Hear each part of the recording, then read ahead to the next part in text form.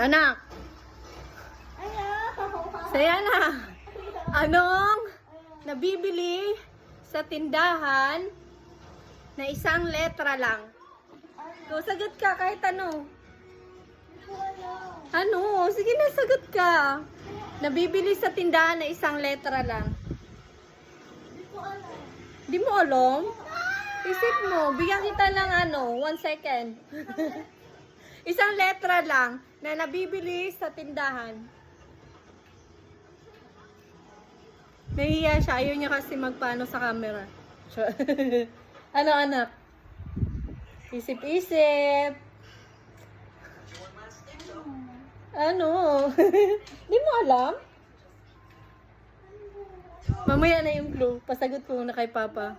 Kasi, nag-ihaw yung asawa. Tanungin ko siya. May tanong ako ulit. Oh, ano?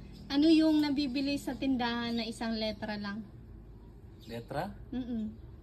Isang letter lang na pwede mabili sa ating tindahan. Ni 5 hours. Ayun na. Kasi pinasagot ko sa ate, hindi rin siya nakasagot eh. Anong price? Wala pang price, wala pa tayong sahod niya. Isang letra? Isang letra. Nabibili sa tindahan na isang letra lang. Isang Sirit. letra, ha? Sirit. Di mo alam? Hindi, wala. Hindi niya alam. Nabibili sa tindahan na isang letra, C2.